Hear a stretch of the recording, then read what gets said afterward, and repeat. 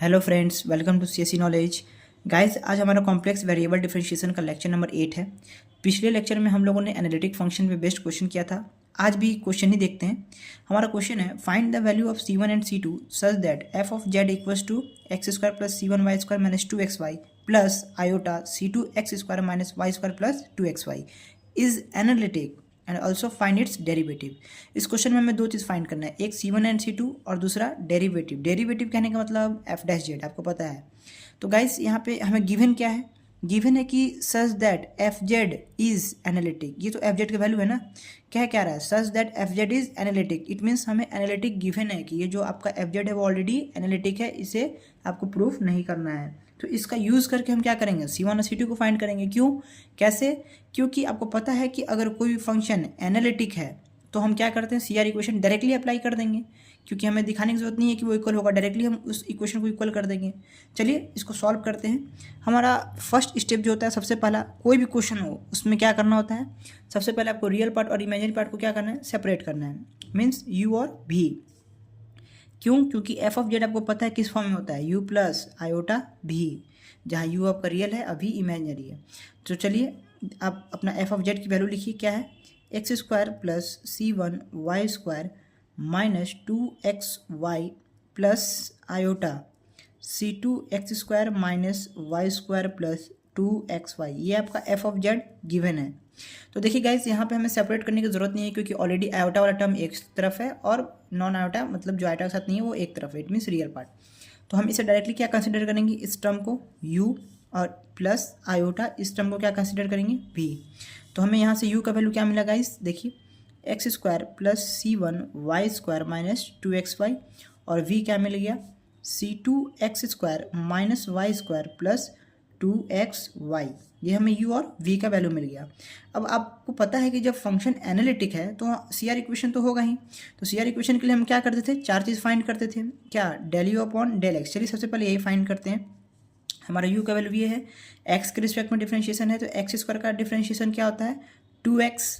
अब यहाँ पे C1 as a constant treat होगा, क्योंकि हमें डिफ्रेंशिएशन किसके रिस्पेक्ट में करना है, x को छोड़कर सब एज अ कॉन्स्टेंट ट्रीट होगा, ठीक है। तो एक्स स्क्वायर का 2x हो गया, वहाँ पे y है तो वो कांस्टेंट ट्रीट होगा, C1 भी कांस्टेंट ट्रीट होगा, 0 कांस्टेंट का डिफरेंशिएशन। और यहाँ पे क्या है, माइनस 2xy, यहाँ पे x है तो minus 2y as a constant बाहर आएगा और dx अपॉन dx क्या हो जाएगा, 1। तो 1 नहीं लिखते हैं, ऐसे ही रहने देते हैं। तो ये हमारा del u upon del x निकला। अब क्या निकालेंगे, del u upon del y. अब y के रिस्पेक्ट में तो x कांस्टेंट, तो ये 0, लेकिन अब इसका वैल्यू होगा, क्या हो जाएगा, 2y, वाई स्क्वायर का क्या हो जाएगा डिफ्रेंशिएशन, 2y C1 और ये हो जाएगा माइनस 2x। देखिए del u upon del y भी फाइंड हो गया। अब हम क्या फाइंड करेंगे, v का del v upon del x. ये क्या हो जाएगा, जब x के रिस्पेक्ट में कर रहे हैं तो ये हो जाएगा, सॉल्व करेंगे तो क्या हो जाएगा, 2x C2, x वाला टर्म तो डिफ्रेंशिएट होगा, y वाला 0 और यहाँ पे क्या हो जाएगा, x के रिस्पेक्ट में कर रहे हैं तो dx बाई डी एक्स 1 और ये बचेगा क्या, 2y। फोर्थ टर्म हमारा हुआ del v upon del y. ये क्या हो जाएगा, जब y के रिस्पेक्ट में करें तो x कॉन्स्टेंट, ये भी 0, ठीक है। ये क्या हो जाएगा, माइनस 2y, वाई स्क्वायर का माइनस है एज इट इज़, माइनस कर दिए, प्लस 2x हो जाएगा, dy अपॉन dy 1 हो जाएगा, ठीक है। तो देखिए गाइस, हमने चारों वैल्यू फाइंड कर लिया। अब हम क्या कहते हैं कि from CR equation directly apply क्यों करें, क्योंकि हमें फंक्शन गिवन है कि क्या है, एनालिटिक है, ठीक है। तो हम कह सकते हैं ना, देखिए हम कह सकते हैं del u upon del y equals to minus of del v upon del x. और आपका del u upon del y क्या है, देखिए del u upon del y क्या है, तो वैल्यू रखते हैं। Del u upon del y हमारा क्या है, 2y C1 minus 2x equals to minus del v upon del x. Del v upon del x क्या है आपका, ये है, माइनस बाहर है तो बाकी जो सारा होगा सारा माइनस में आएगा, इसीलिए ब्रैकेट दे देते हैं, ठीक है, प्लस 2y। फ्रेंड्स, अब आप एक चीज़ सोचिए कि हमने del u upon del x equal to del v upon del y क्यों नहीं लिया। पहला वाला CR इक्वेशन में दो चीज़ होता है ना, एक ये हुआ जो हमने लिखा है और एक और होता है del u upon del x equal to del v upon del y. तो आप देखिए फ्रेंड्स, हमें फाइंड क्या करना है, C1 और C2, लेकिन C1 और C2 हमारा किस टर्म में आ रहा है, देखिए del u upon del y में C1 आ रहा है और आपका किस में C2 आ रहा है, del v upon del x में। इट मीन्स जो सेकंड CR इक्वेशन का रिलेशन होता है वो हमें C1 और C2 का वैल्यू देगा। कैसे, ये देखिए। अब आप यहाँ पे देख रहे होंगे कि जब आप कंपेयर करेगा, ये दोनों तो इक्वल है, या तो आपको पता है, आपको LHS RHS वाला टर्म क्या है, इक्वल है, बस यहाँ जो माइनस है वो माइनस हम दे चुके हैं। इट मीन्स कि हम इसको कैसे लिख सकते हैं, जो x वाला टर्म होगा वो x वाला टर्म के साथ बराबर होगा, जो y वाला टर्म होगा वो y के साथ बराबर होगा। ये हम इमेजिन कर लेंगे, क्यों? क्योंकि हमारा क्वेश्चन में गिवन है कि ये एनालिटिक है। एनालिटिक का मतलब कि CR इक्वेशन को फॉलो कर रहा है, CR इक्वेशन को फॉलो कर रहा है, मतलब ये चीज़ हमारा हो गया क्या कि del u upon del y equal to minus of del v upon del x। ठीक है, तो हम कहेंगे ऑन कंपेयरिंग x, पहले हम x को कंपेयर करते हैं। तो x देखिए LHS में कहाँ रहा है, यहाँ पे आ रहा है। इट मीन्स x का कोफिशिएंट क्या है, -2। ऑलवेज कंपेयर किसको करते हैं, कोफिशिएंट को। ठीक है, तो यहाँ पे क्या है, माइनस इसके साथ, तो x यहाँ है ना, तो माइनस इसके साथ जाएगा, -2c2। देखिए c2 यहाँ पे आया ना, और ये x का कोफिशिएंट क्या है, 2c2, और इसका कोफिशिएंट क्या था, -2। जब आप इसको सॉल्व करेंगे तो -2 से -2 खत्म। इट मीन्स आपका c2 कितना आ गया, आपका c2 का वैल्यू 1 आ गया। ठीक है गाइस, आपको समझ में आया कि कैसे हमने कंपेयर किया। सेम हम क्या करेंगे ऑन कंपेयरिंग y, क्या कहेंगे, ऑन कंपेयरिंग y। जब आप y को कंपेयर करेंगे तो आपका वैल्यू क्या आ रहा है, देखिए y का कोफिशिएंट यहाँ पे क्या है, 2c1, तो 2c1 इक्वल्स टू यहाँ पे क्या है, -2 हो जाएगा ना। जब ये माइनस इससे भी मल्टीप्लाई होगा, इससे हुआ है, तो क्या हो जाएगा, -2। इट मीन्स ये 2 से 2 खत्म, c1 की वैल्यू आपको क्या आ गई, c1 आ गया आपका -1, क्योंकि यहाँ माइनस ऑलरेडी है। ठीक है, तो देखिए गाइस, हमें फाइंड क्या करना था क्वेश्चन में, find the value of c1 and c2। हमारा एक पार्ट तो कंप्लीट हो गया। अब हमें क्या करना है, अब हमें निकालना है f ऑफ z का डेरिवेटिव, तो f डैश z। चलिए, तो f डैश z हमें फाइंड करना है।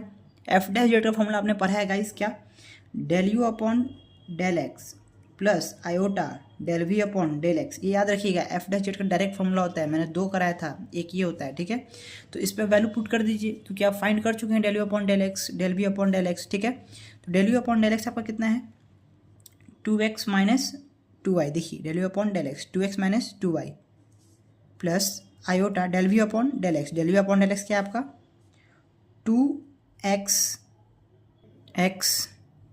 c2 का वैल्यू कितना है, हमने कितना फाइंड किया, c2 इक्वल्स टू हमने 1 फाइंड किया है। ठीक है, तो 2x c2 हमारा क्या हो गया, 1 हो गया, plus 2y, 2x c2 plus 2y। ये आपका आयोटा बाहर आएगा, क्योंकि फॉर्मूला के according iota del v upon del x, तो आयोटा बाहर हो गया और ये ब्रैकेट में हो गया। ठीक है, अब आपको पता है हम क्या करेंगे, x वाले टर्म को एक साथ कर लीजिए, y वाले टर्म को एक साथ कर लीजिए सॉल्व करने के लिए। तो 2x प्लस आयोटा 2x हो जाएगा, ये देखिए जब इससे मल्टीप्लाई होगा, और ये क्या हो जाएगा, -2y, ये वाली टर्म -2y, और ये प्लस आयोटा 2y, जब आयोटा इससे मल्टीप्लाई होगा। ये नॉर्मल कैलकुलेशन है, आपको आता है। अब क्या करेंगे, देखिए 2x कॉमन है, इसमें 2x कॉमन नहीं है तो 1 प्लस आयोटा बचा, इसमें क्या लेंगे, प्लस 2y कॉमन ले लीजिए, 2। हम यहाँ से 2 आयोटा y को कॉमन लेते हैं, और ब्रैक बचेगा क्या आपका, यहाँ पे 2 आयोटा y को कॉमन लीजिएगा तो यहाँ पे 1 बचेगा, और यहाँ पे माइनस क्या बचना चाहिए था, -1 बाई आयोटा, क्योंकि 2y कॉमन ले लिए। जब उसको सॉल्व करेंगे तो क्या आएगा, 1 प्लस आयोटा। क्यों, जब यहाँ पे आप क्या कॉमन लिए, 2 आयोटा y क्यों लिए, आपको नेक्स्ट क्वेश्चन में पता चलेगा।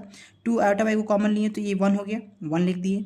यहाँ पे क्या बचा, अब 2y कॉमन ले चुके हैं तो ये बाहर आ गया, बचा क्या यहाँ पे 1 बचा, और लेकिन आयोटा भी तो कॉमन लिए हैं, लेकिन यहाँ पे आयोटा नहीं था, इसका मतलब आयोटा यहाँ पर डिनोमीटर में गया, और डिनोमीटर में आयोटा रहता है तो ऊपर नीचे से मल्टीप्लाई करते हैं ताकि आपका वैल्यू चेंज हो जाए। तो आई स्क्वायर -1 माइनस प्लस 1 हो जाएगा, और ये 2y आयोटा हो जाएगा। देखिए आपको मैं दिखाता हूँ डिटेल में, इसको जब आप सॉल्व करेंगे तो यही वैल्यू आएगा। देखिए कैसे, जब 2 आयोटा y को आप 1 से सॉल्व करिएगा तो क्या आएगा, 2 आयोटा y ही आएगा, और जब प्लस का साइन दे दिए, अब यहाँ पे 2 आयोटा y इंटू आयोटा, तो 2y आयोटा स्क्वायर क्या होता है, -1।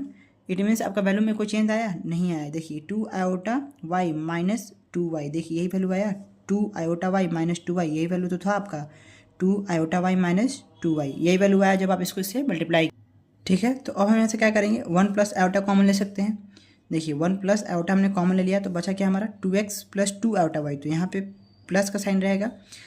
देखिए 2x यहाँ बचा, 2x लिख दिए, plus 2 iota y plus 2 iota y, ये आपका 2 टर्म बचा। अब क्या करेंगे, 1 प्लस आयोटा प्लस क्या, इसमें से 2 कॉमन है तो 2 कॉमन ले लेंगे, बचा क्या, x प्लस आयोटा y। ये हमने क्यों किया, देखिए यहाँ मल्टीप्लिकेशन साइन रहेगा, जब हमने कॉमन ले लिया तो मल्टीप्लिकेशन साइन रहेगा ना। कैसे? 1 प्लस आयोटा दोनों में से हमने कॉमन लिया, तो अब बचा क्या हमारा 2x, इसमें से 2x बचा प्लस इसमें से क्या बचा आपका 2 आयोटा y बचा। ठीक है, तो यहाँ पे एडिशन साइन में मल्टीप्लिकेशन रहेगा। ठीक है, तो इस 2 को आप आगे करिए, 1 प्लस आयोटा हुआ, और आपको पता है कि x प्लस आयोटा y किसका वैल्यू होता है z का, तो इसे आप z लिख सकते हैं। तो ये आपका फाइनल आंसर हो गया f' हो गया। ठीक है फ्रेंड्स, इस क्वेश्चन में कुछ नहीं था, बस नॉर्मल कैलकुलेशन था, आपको समझ में आना चाहिए। उसके बाद इस क्वेश्चन में था क्या कि C1 और C2 फाइंड करिए और इसका डेरिवेटिव फाइंड करिए। तो हमें एनालिटिक गिवन था तो हमने CR इक्वेशन लगा दिया। CR इक्वेशन लगा के हमें C1 C2 में जिसमें रिलेशन मिल रहा था वो वाला CR इक्वेशन यूज़ किया, और हमने कंपेयर करके क्या किया, C1 और C2 की वैल्यू फाइंड कर लिया। उसके बाद हमें f' निकालना था, डेरिवेटिव निकालने का मतलब f' का फॉर्मूला 2 होता है, हमने एक यूज किया, del u upon del x plus iota del v upon del x। उसके बाद हमने वैल्यू रख दिया, ये हम ऑलरेडी फाइंड कर चुके थे। ठीक है, इसके बाद हमने देखा कि यहाँ 1 प्लस आयोटा आ रहा है, तो यहाँ भी 1 प्लस आयोटा क्या हम ला सकते थे, इसलिए हमने इस तरीके से कॉमन लिया ताकि हमारा ये वैल्यू आ जाए और ये आपका z बन गया आगे चल के। ठीक है, तो 1 प्लस आयोटा z, ये आपका क्या हो गया, फाइनल आंसर हो गया डेरिवेटिव का। आई होप आपको ये समझ में आएगा। चलिए एक और क्वेश्चन देखते हैं। यहाँ पे फ्रेंड्स हमारा क्वेश्चन है, so that the function z mod z is not analytic anywhere. अब हमें क्या दिखाना है कि एनालिटिक कहीं भी नहीं होगा। अब एनालिटिक नहीं होने के लिए क्या कंडीशन है, तो वो सेम प्रोसेस सारे में सेम रहेगा, बस हमें CR इक्वेशन करते जाइए। CR इक्वेशन दिखाइए कि del u upon del x equal to del v upon del y होगा। अगर नहीं आ रहा है तो CR इक्वेशन सेटिस्फाई नहीं कर रहा है, अगर CR इक्वेशन सेटिस्फाई नहीं कर रहा है तो हमारा एनालिटिक नहीं है। एकदम सिंपल है, सारा क्वेश्चन में प्रोसेस एकदम सेम रहेगा। ठीक है ना, तो चलिए सबसे पहले हमारा f z क्या दिया हुआ है, देखिए f ऑफ z दिया हुआ है z mod z। mod z का आपको वैल्यू पता है क्या, मैग्नीट्यूड ऑफ z, मैग्नीट्यूड क्या होता है आपको वो भी पता है। z का वैल्यू पहले क्या होता है x प्लस आयोटा y, ये z हो गया आपका। mod z क्या होता है, याद करिए root under x square plus y square, ये आपका मोड ऑफ z होता है। ठीक है, अब देखिए गाइस यहाँ पे हम क्या करेंगे कि पहले फाइंड क्या करेंगे, u और v फाइंड करेंगे। हमें पता है कि कोई भी क्वेश्चन आए सबसे पहले क्या करना होता है, हमें रियल पार्ट को और इमेजिनरी पार्ट को सॉल्व करना होता है। ठीक है, तो मल्टीप्लाई करिए, x को जब मल्टीप्लाई करिएगा इस टर्म से तो ये हो जाएगा ना x square plus y square, root है तो इसको पावर दे देते हैं 1/2, बिकॉज ये और ये सेम है, कोई चेंजिंग नहीं है। प्लस का साइन है, प्लस दे दिए, iota y x square plus y square का पावर 1/2। आपको पता है जो आयोटा के साथ है वो हमारा क्या हो गया, इमेजिनरी, जो जिसके साथ नहीं है वो हमारा रियल। जो रियल होता है वो हमें u देता है, और प्लस आयोटा जो इमेजिनरी होता है वो हमें v देता है। u और v की वैल्यू हम फाइंड कर लिए, तो u हमारा क्या हुआ x root under x square plus y square, v क्या हुआ y root under x square plus y square, ये हो गया। अब क्या करेंगे हम एनालिटिक दिखाने के लिए कि एनालिटिक नहीं है, तो क्या करते हैं CR इक्वेशन के लिए 4 चीज़ फाइंड करते हैं, वही सेम चीज़, सब same process. del u upon del x आप भी खुद से फाइंड करिएगा। इस del u upon del x क्या हो जाएगा, u इंटू भी लगा दीजिए। ठीक है, तो ये हो जाएगा। पहले हम क्या करते हैं, इसको सॉल्व करते हैं, इस पार्ट को, x हो गया। अब देखिए ये हो गया, मान लीजिए u इंटू भी का प्रोसेस आपको पता है कि पहले एक को एज इट इज़ रखिए, दूसरे को डिफ्रेंशिएट करिए, प्लस जो बच गया उसको डिफ्रेंशिएट करिए और पहले वाले को एज इट इज़ रखिए। ठीक है, तो हम x को यहाँ पे छोड़ते हैं, पहले इसका डिफ्रेंशिएशन करते हैं। तो इसका डिफ्रेंशिएशन देखिए कैसे होगा, ये क्या आपको दिख रहा है, रूट में दिख रहा है ना, तो इसको पूरे को मान लीजिए रूट x, और रूट x का आपको डायरेक्ट डिफ्रेंशिएशन याद होना चाहिए क्या, 1/2 रूट x यानी इसके अंदर जो भी है सारा क्या एज ए एक्स ट्रीट होगा, तो x square plus y square. एकदम समझिए रूट x का डिफ्रेंशिएशन क्या होता है 1/2 रूट x, तो बस डायरेक्ट हम लिख दिए। और जो इनसाइड द ब्रैकेट है, मतलब इनसाइड द रूट है, अब उसको डिफ्रेंशिएट करिए। तो हम x के रिस्पेक्ट में कर रहे हैं तो x वाला डिफ्रेंशिएट होगा, क्या हो जाएगा इसका एक्स स्क्वायर का 2x, और y क्या था कॉन्स्टेंट ट्रीट होगा तो उसका 0। एकदम ध्यान से समझिएगा इस। ठीक है, u इंटू भी कैसे लगा आपको समझ में आ गया फर्स्ट टर्म में। अब क्या करते हैं, प्लस जिसका डिफ्रेंशिएशन हो गया उसको एज इट इज़ लिखिए, क्या root under x square plus y square, और जिसका बच गया उसका डिफ्रेंशिएट करिए, तो dx/dx क्या हो गया 1 हो गया। ठीक है, तो अब यहाँ से 2 से 2 खत्म। अब क्या बचा आपका, देखिए x square upon root under x square plus y square plus root under x square plus y square, ये वैल्यू बचा आपका।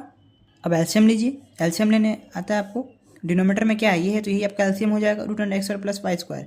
अब तो ये सेम है ना, तो ये डायरेक्ट 1 यहाँ पे डिवाइड इसको करेगा तो 1 आएगा, मतलब इसको आप इससे डिवाइड करिएगा तो वैल्यू कट के 1 आएगा ना, और जो वैल्यू आता है उसको ऊपर न्यूमरेटर से मल्टीप्लाई करते हैं तो ये डायरेक्ट एक्स स्क्वायर हो जाएगा। या सिंपली आप समझिए कि ये चीज़ जो यहाँ पे है सेम है तो ये डायरेक्टली मल्टीप्लाई हो जाएगा, जो यहाँ पे वही यहाँ पे उतर जाएगा। प्लस अब जो यहाँ पे नहीं है वो इसके साथ मल्टीप्लाई में चला जाएगा, ठीक है। तो root x into root x क्या होता है, रूट एक्स स्क्वायर, और स्क्वायर से रूट खत्म, तो root x into root x के तरह सॉल्व करेंगे तो क्या हो जाएगा हमारा, देखिए x square plus y square, root से स्क्वायर खत्म, ये चीज़ आ जाएगा तो स्क्वायर से रूट खत्म, हम डायरेक्टली लिख दिए थे। तो अब क्या करेंगे, देखिए x square plus x square क्या हो गया, 2x square plus y square. ये बेसिक कैलकुलेशन है, आपको आना चाहिए। X square plus y square ये चीज़ हो गया। ये हमें क्या मिला, del u upon del x. अब आप एक चीज़ सोचिए कि अगर आपका ये जो एनालिटिक हमें शो नहीं करना है तो del u upon del x का कंपेयर आप किससे करते हैं, del b upon del y से करते हैं ना। तो आप del u upon del x निकाल लिए तो अब दूसरा टर्म क्या निकालिए, अगर आपको एनालिटिक नहीं दिखाना है तो क्या निकालेंगे, del b upon del y निकालेंगे डायरेक्ट, क्योंकि हम डायरेक्ट कंपेयर करके एक बार देख लेंगे। अगर वैल्यू सेम आ रहा होगा तो फिर हम del u upon del y निकालेंगे। अगर वैल्यू सेम नहीं आया तो यहीं पे कह देंगे कि जब हमारा यही चीज़ सेम नहीं हो रहा तो एनालिटिक यहीं पे हमारा नहीं होगा। वो कब करेंगे, वो मार्क्स के अकॉर्डिंग। जैसे आपका एग्जाम में क्वेश्चन आया, अगर वो 6 मार्क्स में है, 10 मार्क्स में है, तो आप क्या करेंगे, लॉन्ग आपको चारों दिखाना होगा और दोनों सीआर इक्वेशन को सेटिस्फाई कराना होगा कि ये इक्वल नहीं है, इसलिए एनालिटिक नहीं है। मार्क्स के अकॉर्डिंग सॉल्व करेंगे। अगर 2 नंबर में आएगा तो del u upon del x निकालिए, del b upon del y निकालिए, दोनों इक्वल नहीं आया दिखा दीजिए डायरेक्ट। तो वो मार्क्स के अकॉर्डिंग आपको सॉल्व करना है, ठीक है। तो del b upon del y अब सॉल्व करने के लिए क्या करेंगे, वही सेम चीज़ यहाँ पे क्या है, y root under x square plus y square. तो देखिए सबसे पहले क्या करेंगे कि y को एज इट इज छोड़ दिए, इसका डिफ्रेंशिएशन किए, रूट एक्स क्या हो गया, इसका रूट एक्स का डिफ्रेंशिएशन 1/2 रूट एक्स, एक्स में क्या है x square plus y square. अब एक्स स्क्वायर यहाँ पे जीरो हो जाएगा क्योंकि डिफ्रेंशिएशन किसके रिस्पेक्ट में हो रहा है, वाई के रिस्पेक्ट में। तो वाई स्क्वायर का क्या होगा 2y, एक्स स्क्वायर का जीरो, 2 से 2 खत्म, बचा क्या हमारा। लेकिन यहाँ पे एक और क्या करना है, प्लस करना है। अब जो जिसका कर दिए उसको एज इट इज़ लिखिए, root under x square plus y square, और आपका बचा क्या, y बचा। तो y का डिफ्रेंशिएशन कितना 1 हो गया।